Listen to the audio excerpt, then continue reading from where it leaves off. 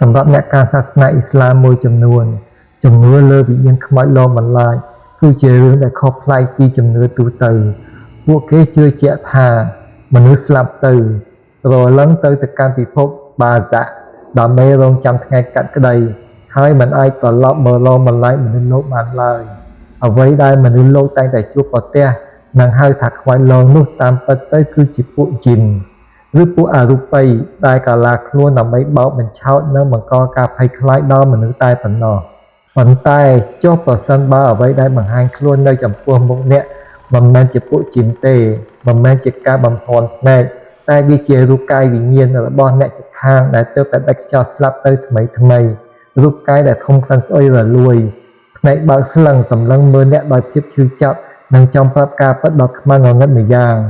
រឿងរ៉ាវពិតដ៏រន្ធត់ដែលខ្ញុំនឹងនាំប្រិយមិត្តស្ដាប់ក្នុងយប់នេះបានកើតឡើងនៅក្នុងទីក្រុងកំពង់សោមដែលជាទីក្រុងទេសចរវាជាបទពិសោធន៍ផ្ទាល់ខ្លួនរបស់ប្រិយមិត្តអ្នកស្ដាប់ម្នាក់ឈ្មោះបងធី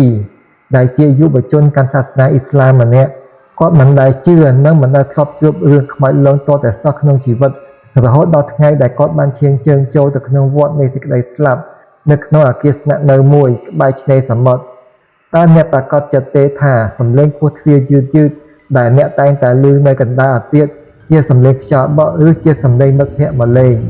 សូមបិទភ្លើងរៀបចំកន្លែងគេឲ្យបានល្អ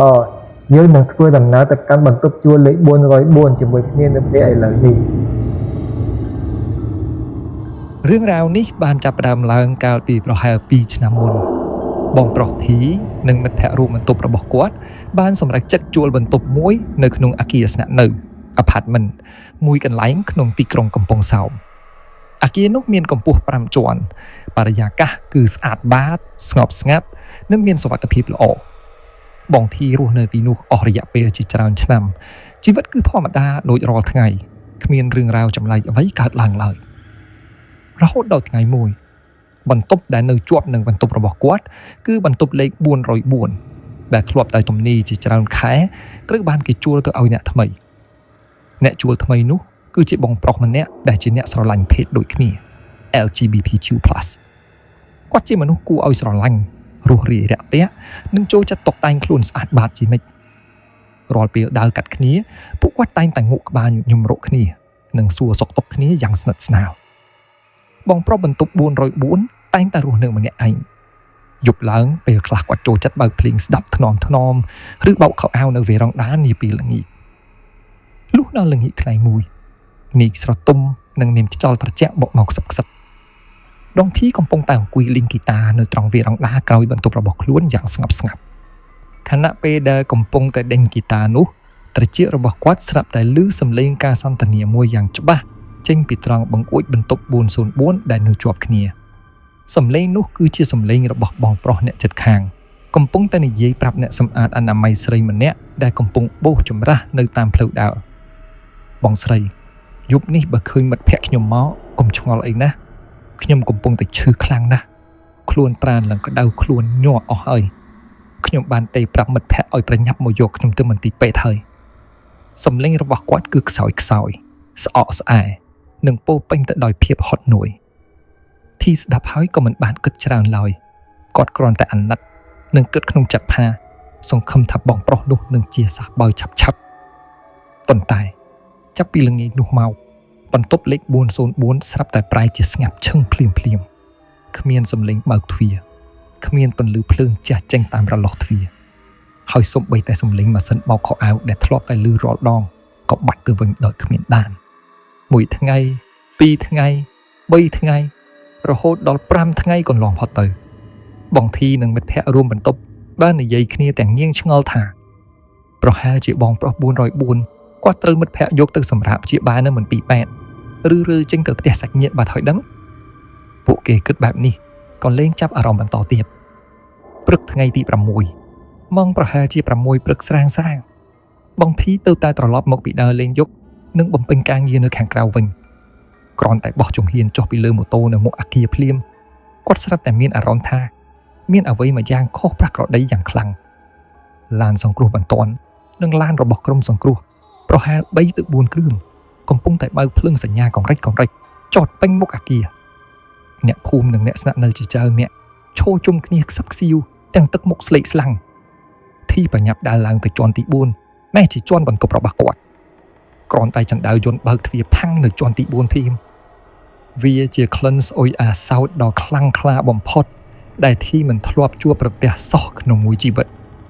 វាជាក្លិនស្អុយរលួយនៃសាច់សពដែលកប់ទុកយូរថ្ងៃលាយឡំនឹងក្លិនឆ្អាបនិងក្លិនគីមីម្យ៉ាងដែលខ្យល់សមុទ្រមិនអាចបក់បណ្ដេញចេញបានក្លិននោះហាប់ណែនពេញផ្លូវដើរសឹងតែធ្វើឲ្យមនុស្សធម្មតាថប់ដង្ហើមនិងចង់ក្អួតចង្អោរភ្លាមលើចំពីមុខបន្ទប់លេខ404ក្រុមសមត្ថកិច្ចនិងគ្រូពេទ្យកំពុងតែពាក់ម៉ាស់ការពារយ៉ាងណែនក្រាស់ឈរឡោមព័ទ្ធជុំវិញទ្វារបន្ទប់ដែលត្រូវបានគេគាស់ទម្លីរួចជាស្រេចភីដើរចូលទៅសួរអ្នកគ្រប់គ្រងអគារក្តីបារម្ភបងមានរឿងអីកើតឡើងនឹងអ្នកគ្រប់គ្រងអគារងាកមកមើលធីទាំងទឹកមុខស្លេកស្លាំងញ័រមាត់ឆ្លើយថាបងប្រុសបន្ទប់404នឹងណៃធីគាត់បានដេកស្លាប់នៅក្នុងបន្ទប់តែម្នាក់ឯងបាត់ទៅហើយអ្នកស្នាក់នៅជាន់ក្រោមធំក្លឹមស្អុយធ្លាក់ចុះទៅទើបគេរាយការណ៍ប្រាប់ខ្ញុំឲ្យមកគាស់ទ្វារមើលនៅពេលដែលក្រុមសង្គ្រោះសែងសាកសពចេញមកក្រៅចោកចូលទៅក្នុងថង់ពណ៌សបងធីបានក្រឡេកឃើញស្ថានភាពសពនោះបន្តិចវាជារូបភាពដ៏គួរឲ្យរន្ធត់និងព្រឺឆ្អឹងខ្នងជាពីរបំផុតរាងកាយរបស់បងប្រុសនោះបានឡើងហើមប៉ោងខៀវស្វាយសាច់ឈាមរលាយដាបជោកទៅដោយទឹកលឿងហូរពេញកម្រាលឥដ្ឋប៉ុន្តែអ្វីដែលគួរឲ្យខ្លាចបំផុតនោះគឺភ្នែកទាំងសងខាងរបស់គាត់បើកស្លឹងធំគ្មានប្រស្រីភ្នែកពណ៌សសម្លឹងត្រង់មកលើមេឃដូចជាមនុស្សកំពុងតែខឹងសម្បាឬកំពុងតែរងចាំនរណាម្នាក់ដោយក្តីសង្ឃឹមចុងក្រោយមុនពេលដាច់ខ្យល់ស្លាប់តាមការពិនិត្យរបស់គ្រូពេទ្យកោសលវិច័យបងប្រុសនោះបានស្លាប់ដោយសារតែជំងឺខ្យល់គាំងបេះដូងភ្លាមក្នុងខណៈពេលដែលកំពុងតែគេងឈឺនៅលើគ្រែហើយពេលវេលានៃការស្លាប់របស់គាត់គឺតាំងពី5ថ្ងៃមុនម្លេះធីស្ដាប់ហើយស្រាប់តែខ្លួនប្រាណរបស់គាត់ចុះត្រជាក់ស្រេកភ្លាមបើគាត់ស្លាប់តាំងពី5ថ្ងៃមុនចុះសំឡេងដែលគាត់ឮបងប្រុសនោះនិយាយជាមួយអ្នកសម្អាតកាលពីល្ងាច4ថ្ងៃមុនគឺជាសំឡេងអ្នកណាបន្ទាប់ពីសមត្ថកិច្ចបានដឹកជញ្ជូនសាកសពទៅបាត់អ្នកគ្រប់គ្រងអគារបាននាំគ្រូមន្តអាគមម្នាក់មកធ្វើពិធីសូត្រធម៌បណ្ដេញវិញ្ញាណនៅមុខបន្ទប់404គេបានដុតក្រដាសយន្តពណ៌ក្រហមនិងអត្តសញ្ញាណប័ណ្ណរបស់សពដើម្បីជាកិច្ចសន្យាឈាមអញ្ជើញត្រលឹងរបស់គាត់ឲ្យវិលត្រឡប់ទៅតាមរូបកាយទៅកាន់បរិលោកកុំឲ្យនៅតោងទាមឬវិលវល់នៅក្នុងអគារនេះបន្តទៀតទោះបីជាពិធីបុណ្យត្រូវបានបញ្ចប់និងមានការបាញ់ថ្នាំសម្លាប់មេរោគបំបត្តិក្លិនយ៉ាងណាក៏ដោយប៉ុន្តែសម្រាប់បងធីភាពភ័យរន្ធត់ទើបតែចាប់ផ្ដើមឡើងតែប៉ុណ្ណោះក្លិនស្អុយអាសូចនៃសាកសពនោះហាក់ដូចជាមិនព្រមរលាយបាត់ទៅតាមខ្យល់ឡើយវាបានជ្រាបចូលតាមប្រឡោះជញ្ជាំងកញ្ចក់និងប្រឡោះទ្វារបន្ទប់របស់បងធីធ្វើឲ្យបន្ទប់ទាំងមូលធំក្លិនស្អុយជះចង់ថប់ដង្ហើមទោះជាបងធីនិងមិត្តភ័ក្តិរួមបន្ទប់ខំប្រឹងទិញទឹកអប់បាញ់បន្ទប់និងជូតសម្អាតជញ្ជាំងយ៉ាងណាក៏ដោយក៏ក្លិននោះនៅតែវិលវល់ដូចជាមានរូបកាយដែលមើលមិនឃើញកំពុងតែឈោដកដង្ហើមធំនៅក្នុងបន្ទប់របស់ពួកគេយ៉ាងចឹងដោយសារតែទ្រាំនឹងក្លិនស្អុយនិងអារម្មណ៍ត្រជាក់ស្រេកមិនបានភីនិងមិត្តភ័ក្តិបានសម្រេចចិត្តរៀបចំខោអាវទៅសុំសម្រាកនៅផ្ទះសាច់ញាតិបណ្ដោះអាសន្នសិនដើម្បីរងចាំឲ្យអ្នកគ្រប់គ្រងបោសសម្អាតបន្ទប់404ឲ្យបានស្អាតល្អ3ថ្ងៃក្រោយមកអ្នកគ្រប់គ្រងអគារបានទេប្រាប់ធីថាភីអើយឥឡូវបងបានឲ្យគេបាញ់ថ្នាំនិងលាងសម្អាតបន្ទប់404ស្អាតបាតអស់ហើយក្លិនស្អុយក៏បាត់អស់ដែរអញអាចត្រឡប់មកសម្រាកវិញបានហើយណាដោយសារតែភាពក្រែងចិត្តសាច់ញាតិនិងគិតថាគ្រប់យ៉ាងត្រូវបានដោះស្រាយរួចរាល់ធីនិងមិត្តភ័ក្តិក៏បានធ្វើដំណើរត្រឡប់មកបន្ទប់របស់ខ្លួនវិញនាពេលល្ងាចយប់ដំបូងនៃការត្រឡប់មកវិញគ្រប់យ៉ាងគឺធម្មតាគ្មានរឿងរ៉ាវអ្វីកើតឡើងឡើយធ្វើឲ្យពួកគេដកដង្ហើមធំធូរទ្រូងប៉ុន្តែពួកគេមិនបានដឹងឡើយថាយប់ទី2នឹងក្លាយជារាត្រីដ៏រន្ធត់បំផុតក្នុងជីវិតរបស់ពួកគេម្នាក់ចូលមកដល់យប់ទី2បរិយាកាសនាពេលល្ងាចគឺធម្មតាប៉ុន្តែលុះដល់ម៉ោងប្រហែលជា10យប់ភាពមិនប្រក្រតីដំបូងបានចាប់ផ្ដើមលេចឡើងអំពូលភ្លើងពណ៌លឿងទុំនៅតាមផ្លូវដើរនៃជាន់ទី4ស្រាប់តែលោតព្រិចញាប់ស្អេកខុសពីធម្មតាពន្លឺភ្លើងនោះរលត់ទៅម្ដងម្កាលបង្កើតជាស្រមោលងងឹតស្លុបនៅចំពីមុខទ្វារបន្ទប់404 ម៉ោងប្រហែលជា12កន្លះរំលងអាធ្រាត្រមិត្តភ័ក្តិជិតស្និទ្ធរបស់បងធីប្រហែល3ទៅ4នាក់បានធ្វើដំណើរមកលេងបន្ទប់របស់គាត់ដើម្បីបំបត្តិភាពស្ងប់ស្ងាត់និងភាពភ័យខ្លាចពួកគេបាននាំគ្នារៀបចំកន្លែងអង្គុយផឹកស៊ីចុះចែកគ្នាលេងនិងសើចក្អាកក្អាយយ៉ាងសប្បាយរីករាយនៅចំកណ្ដាលបន្ទប់បងភីដែលជាម្ចាស់ផ្ទះក៏បានរួមចំណែកចុះចែកលេងជាមួយមិត្តភ័ក្តិដែរដោយព្យាយាមមិនគិតពីរឿងបន្ទប់404ឡើយនៅក្នុងខណៈពេលដែលគ្រប់គ្នាកំពុងតែជជែកគ្នាលេងយ៉ាងជក់មាត់នោះសំឡេងគោះទ្វារយឺតនិងធ្ងន់តុកតុកតុកសំឡេងគោះទ្វារបន្ទប់របស់បងធីលាន់ឮឡើងយ៉ាងច្បាស់ចំកណ្ដាលភាពស្ងប់ស្ងាត់គ្រប់គ្នាស្ងាត់មាត់ឈឹងព្រមគ្នាដោយស្វ័យប្រវត្តិពួកគេងាកទៅសម្លឹងមើលទ្វារឈើចាស់នោះទាំងងឿងឆ្ងល់បងធីគិតក្នុងចិត្តថាប្រហែលជាមានអ្នកស្នាក់នៅបន្ទប់ផ្សេងដើរកាត់ឬលេងសើចឬប្រហែលជាអ្នកគ្រប់គ្រងអគារមកដាស់តឿនរឿងសំឡេងខ្លាំងគាត់ក៏ប្រាប់មិត្តភ័ក្តិឲ្យនៅស្ងៀមមិនបាច់បើកទ្វារឡើយទី3នាទីកន្លងផុតទៅសំឡេងគោះទ្វារកាន់តែខ្លាំងជាងមុនតុកតុកតុក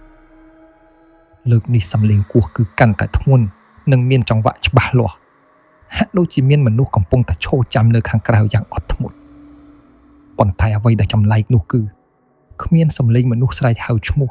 ឬនិយាយស្ដីអ្វីទាល់តែសោះខាងក្រៅគឺស្ងាត់ច្រងំមានតែសំឡេងគោះទ្វារដ៏គួរឲ្យព្រឺឆ្អឹងខ្នងនេះប៉ុណ្ណោះមិត្តភ័ក្តិម្នាក់ក្នុងក្រុមដែលជាមនុស្សចិត្តខ្លៅបានស្រែកសួរទៅកាន់ទ្វារថាអ្នកណានឹងមានការអីមែនទេបងគ្មានសំឡេងឆ្លើយតបឡើយមានតែភាពស្ងប់ស្ងាត់ដ៏គួរឲ្យខ្លាចត្រឡប់មកវិញហើយអ្វីដែលគួរឲ្យរន្ធត់បំផុតនោះគឺអំពូលភ្លើងពណ៌លឿងទុំទាំង5ទៅ6គ្រាប់ដែលព្យួរតាមចិញ្ចែមផ្លូវដើរចាប់ដើមលោតព្រិចនិងរលត់ទៅម្ដងមួយពីចុងផ្លូវដើររត់តម្រង់មកបន្ទប់របស់ពួកគេយ៉ាងលឿនវាដូចជាមានកម្លាំងខ្មៅងងឹតម្យ៉ាងកំពុងតែដាវសម្ដៅមករកពួកគេពីក្នុងភាពងងឹតសូន្យសុងយ៉ាងចឹងពួកគេភ័យលាស់ព្រលឹងស្ទុះរត់ថយក្រោយចូលក្នុងបន្ទប់វិញទាញទ្វារបិទផាំងចាក់សោចងខ្សែយ៉ាងណែនកាសរួចរត់ទៅប្រមូលផ្ដុំគ្នាអង្គុយនៅកណ្ដាលបន្ទប់សម្លឹងមុខគ្នាទាំងទឹកភ្នែកហូរដោយភាពតក់ស្លុតជាទីបំផុតយប់នោះគ្មាននរណាម្នាក់ហ៊ានគេងលក់សំបីតែ1វិនាទីឡើយពួកគេអង្គុយអូបគ្នាសូត្រធម៌បន់ស្រន់តាមជំនឿរៀងខ្លួនរហូតដល់ព្រឹកព្រលឹមពន្លឺថ្ងៃរះឡើងទើបពួកគេប្រញាប់រត់ចុះទៅខាងក្រោមនិងរៀបចំអីវ៉ាន់រើចេញពីអគារនោះភ្លាមដោយលែងហ៊ានត្រឡប់មកវិញអស់មួយជីវិតក្រោយពីបានរើចេញពីអគាររន្ធត់នោះរួចរាល់បងធីបានទៅស្នាក់នៅផ្ទះថ្មីមួយយ៉ាងសុវត្ថិភាពប៉ុន្តែនៅក្នុងចិត្តរបស់គាត់នៅតែមានមន្ទិលសង្ស័យនិងអាចកំបាំងជាច្រើនដែលគាត់មិនទាន់អាចបកស្រាយបានថ្ងៃមួយគាត់បានត្រឡប់ទៅជួបអ្នកគ្រប់គ្រងអគារចាស់នោះម្ដងទៀតដើម្បីទូទាត់លុយកាក់និងសួរនាំរឿងរ៉ាវបន្ថែមអំពីបងប្រុសបន្ទប់404ភីសួរទាំងងឿងឆ្ងល់បងស្រីកាលដែលបងប្រុស404គាត់ឈឺហើយនិយាយប្រាប់អ្នកសម្អាតស្រីម្នាក់កាលពីល្ងាចនោះតើមានមិត្តភក្តិគាត់មកយកគាត់ទៅពេទ្យមែនទេអ្នកគ្រប់គ្រងអគារសម្លឹងមើលមុខធីទាំងទឹកមុខប្លែករួចសួរតបវិញទាំងសំឡេងខ្សឹបភីឯងនិយាយពីអីហ្នឹងអគារយើងលែងមានជួលអ្នកសម្អាតស្រីតាំងពីដើមឆ្នាំមកម្លេះព្រោះយើងបដូរទៅប្រើសេវាកម្មក្រុមហ៊ុនសម្អាតខាងក្រៅវិញទាំងអស់ចុះឯងឃើញអ្នកសម្អាតស្រីណាឈរនិយាយជាមួយគាត់ធីលឺហើយបេះដូងលោតខុសចង្វាក់ភ្លាមចុះប្រសិនបើអគារគ្មានអ្នកសម្អាតស្រីតើអ្នកសម្អាតដែលឈរនិយាយជាមួយបងប្រុស404នោះជាអ្នកណាពិតមែនហើយតាមពិតទៅបងប្រុស404មិនមែនទើបតែស្លាប់បាន5ថ្ងៃនោះទេប៉ុន្តែគាត់បានស្លាប់បាត់បង់ជីវិតនៅក្នុងបន្ទប់តាំងពី2សប្តាហ៍មុនម្លេះថ្ងៃដែលបងធីឃើញគាត់ឈរនិយាយនៅបង្អួចនោះគឺជារូបភាពវិញ្ញាណដែលបានស្លាប់ទៅហើយកំពុងតែនិយាយជាមួយវិញ្ញាណអ្នកនាំប្រលឹងតែប៉ុណ្ណោះប៉ុន្តែនេះមិនទាន់ជាការពិតដ៏រន្ធត់បំផុតនោះឡើយខណៈពេលដែលធីកំពុងតែជជែកលេងជាមួយមិត្តភ័ក្តិរួមបន្ទប់អំពីហេតុការណ៍យប់គោះទ្វារនោះមិត្តភ័ក្តិម្នាក់ដែលអង្គុយផឹកស៊ីជាមួយគ្នានៅយប់នោះបាននិយាយឡើងទាំងទឹកមុខស្លេកស្លាំងថាធីអញដឹងអត់យប់នោះពេលដែលពួកយើងអោនមើលតាមប្រឡោះក្រោមទ្វាររួចឃើញជើងមនុស្សមួយគូឈរនៅមុខទ្វារនោះ តាមពិតទៅធីសួរមានរឿងអីអានប់ឆ្លើយតបទាំងទឹកភ្នែករលីងរលោងខ្លួនញ័រទៅត្រូវយប់នោះមុនពេលយើងបើកទ្វារខ្ញុំបានសង្កេតឃើញច្បាស់ណាស់ស្រមោលនិងម្រាមជើងរបស់ជើងមួយគូនោះវាមិនមែនបែរមុខតម្រង់ចូលមកក្នុងបន្ទប់ពីខាងក្រៅទេប៉ុន្តែវាជាស្រមោលជើងដែលឈរនៅខាងក្នុងបន្ទប់ពីក្រោយខ្នងពួកយើងរួចចាស់ស្រមោលទៅលើទ្វារសោះពិតមែនហើយវិញ្ញាណរបស់បងប្រុសបន្ទប់404មិនដែលគោះទ្វារពីខាងក្រៅដើម្បីសុំចូលមកឡើយប៉ុន្តែគាត់បានចូលមកនៅក្នុងបន្ទប់របស់ពួកគេតាំងពីថ្ងៃដំបូងម្ល៉េះសំឡេងគោះទ្វារតក់តក់តក់ដល់រន្ធត់ដែលលាន់ឮឡើងនោះមិនមែនជាការគោះពីខាងក្រៅទេប៉ុន្តែវាជាការគោះជញ្ជាំងឬគោះទ្វារពីខាងក្នុងបន្ទប់ផ្ទាល់ដើម្បីបញ្ឆោតឲ្យពួកគេងាកទៅមើលខណៈពេលដែលរូបកាយវិញ្ញាណដ៏ហើមសុយរលួយភ្នែកបើកស្លឹងមិនព្រិចរបស់គាត់កំពុងតែឈរអណ្ដែតនៅចំពីក្រោយខ្នងរបស់ពួកគេម្នាក់ពេញមួយរាត្រីនោះដោយស្ងប់ស្ងាត់បំផុតរឿងរ៉ាវរបស់បងប្រុសធីនិងអកំបាំងបន្ទប់404បានបញ្ចប់ទៅហើយប៉ុន្តែវាបានបន្សល់ទុកនៅសំណួរនិងការព្រមានដ៏គួរឲ្យភ្លឺក្បាលសម្រាប់ពួកយើងទាំងអស់គ្នាសម្រាប់អ្នកដែលកំពុងតែស្នាក់នៅក្នុងបន្ទប់ជួលអគារស្នាក់នៅឬសន្តាគារនានារាល់ពេលដែលអ្នកបានឮសំឡេងគោះទ្វារយឺតៗនៅកណ្ដាលអធ្រាត្រមុននឹងអ្នកសម្រេចចិត្តដើរទៅបើកទ្វារឬអោនមើលតាមប្រឡោះក្រោមទ្វារសូមពិនិត្យមើលឲ្យច្បាស់ជាមុនសិនថាតើសមាជិកដែលអ្នកឃើញនោះឈរនៅខាងក្រៅឬកំពុងតែឈរនៅគៀនជញ្ជាំងពីក្រោយខ្នងរបស់អ្នកកុំភ្លេចជួយ Like Share និង Subscribe Channel របស់ខ្ញុំដើម្បីទទួលបានសាច់រឿងពូជជាច្រើនទៀតក្នុងអេពីសូតក្រោយៗទៀតសម្រាប់យុទ្ធនេះសូមឲ្យប្រិយមិត្តទាំងអស់គ្នាគេងលក់ស្រួលហើយកុំភ្លេចពិនិត្យមើលសមនៅតាមជើងបន្ទប់របស់អ្នកផងណារាត្រីសួស្តី